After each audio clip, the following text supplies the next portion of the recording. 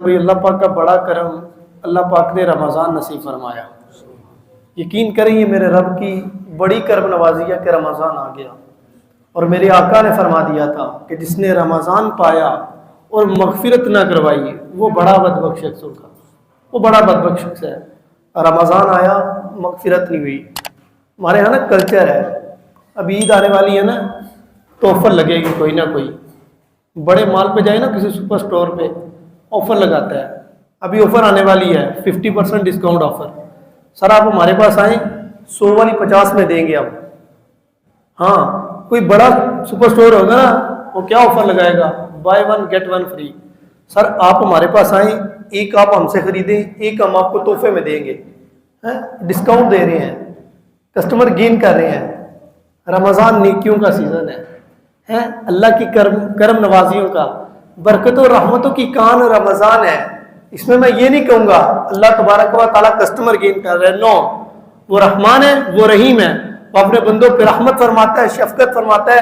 اے بندو رمضان آ گیا، اب میرے گھر میں داخل ہو جاؤ، نفل کا ثواب فرض کے برابر ہے، اور فرض کا ثواب 70 گنا بڑھا کر کے دیا جاتا ہے۔ ہاں ایک نیکی کرو 70 نیکیوں کے برابر ہوگی، ایک نیکی 70 نیکیوں کے برابر رمضان میں۔ اور رمضان میں گناہ کرنا یہ بھی بڑا خطرناک کام ہے، یقین کریں۔ رب کا خوف رکھنا چاہیے مجھے اور آپ کو۔ رمضان میں بھی گناہ چلتا ہے، ہاں روزہ رکھنے کے باوجود نماز ادا نہیں ہوتی، سارا دن ریسٹ کرتے ہیں حضرت ہیں۔ اور میرے میٹھے اور پیارے پیارے اسلام بھائی، انداز زندگی کو بدلیے گا، روزے کی روحانیت کو پہچاننے کی کوشش کریں۔ رب کا قرآن کہتا ہے لعلکم تتقون، روزے تو اس لیے دیے گئے تھے کہ تم تقوی والے بن جاؤ، تم تقوی والے ہو جاؤ نا، تقوی مل جائے تمہیں۔ وہ روزے اسی امید پہ دیے گئے تھے کہ تقوی والے ہو جاؤ۔ اچھا تقوی کسے کہتے ہیں؟ حضرت کعب الاحبار رضی اللہ تعالیٰ عنہ، یہ حضرت عمر رضی اللہ تعالیٰ عنہ کے یہاں تشریف لائے۔ جب تشریف لائے نا تو حضرت عمر رضی اللہ تعالیٰ عنہ نے ان سے پوچھا حضرت کعب سے، اے کعب تقوی کسے کہتے ہیں، تقوی کس چیز کا نام ہے؟ حضرت کعب رضی اللہ تعالیٰ عنہ نے اب تقوی کی ڈیفینیشن کی، تقوی کی تعریف کر رہے ہیں کہ فرمانے لگے عمر کبھی آپ ایسے رستے سے گزرے ہیں جہاں پہ جھاڑیاں ہوں، کانٹے دار؟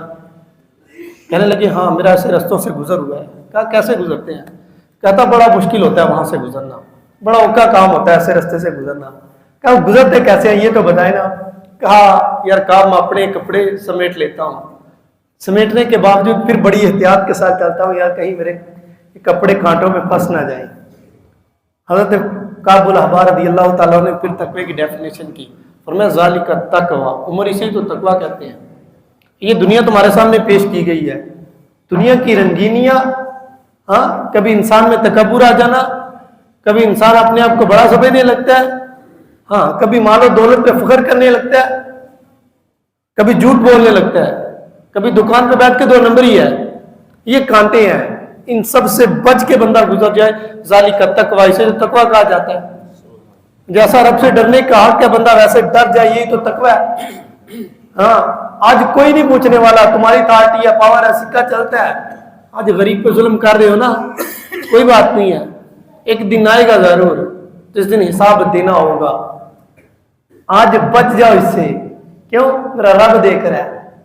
یہ تو تقوی ہے یار، اپنے اندر میرے بیٹھے سے ہمیں تقوی پیدا کریں۔